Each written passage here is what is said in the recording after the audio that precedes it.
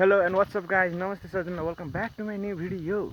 And धेरै दिनपछि आजको भिडियो चाहिँ सुरु गरिसकेको छु मैले चाहिँ। एन्ड धेरै दिनपछि भन्नुपर्दा केही मेरो कामको व्यस्तता र भ्लग सुट गर्न झ्याउ लागेको कारणले भनौँ भ्लग सुट गरेको थिएन, किनभने मेरो क्यामेराको क्वालिटी त्यति ठिक नभएको हुनाले भिडियो सुट गरेको थिएन।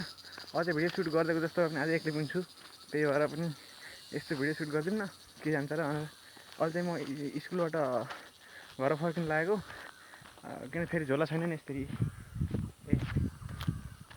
झोला छैन, किनकि मेरो साथीले लगिसकेको बाइकमा चाहिँ म त्यहाँ अरू बेला चाहिँ बाइकबाट आउने जाने गर्थेँ घरसम्म स्कुलसम्म साथीको बाइकमा नै।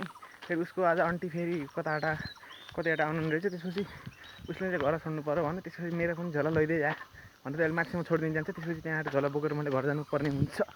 सो आज एक्लै छु बाटोमा, कोही पनि छैन। यो मेरो बाटो तेरा बाप का रोड भन्छ नि कसले हो, मेरो बापको रोड हो, कसले गाड्छ।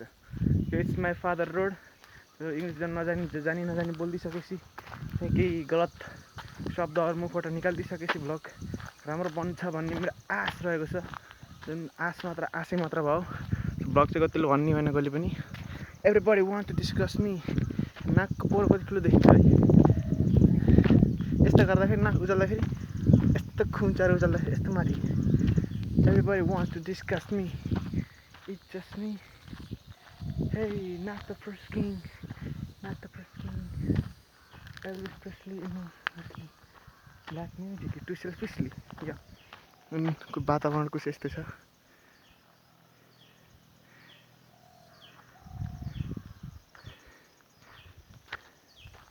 सो त्यही हो, अब चाहिँ घरसम्म जान्छु, घरसम्म पुग्छु, त्यसै भ्लग सुट गर्दै गर्दै। त्यसपछि टक्क लाएर नास्ता त अब त्यस्तो बिहान अब खाना बनाएर अब भयो नास्ता हुनु, अनि खानासाना खान्छु। त्यही पनि भएछ भने भापर। एक्लै छु आज, फेरि बाबा काठमाडौँ जानुभयो। सो यतिको टाठो बोल्दाखेरि आवाज सुन्नु अब भ्लग फेरि एन्ड गर्छु मैले। है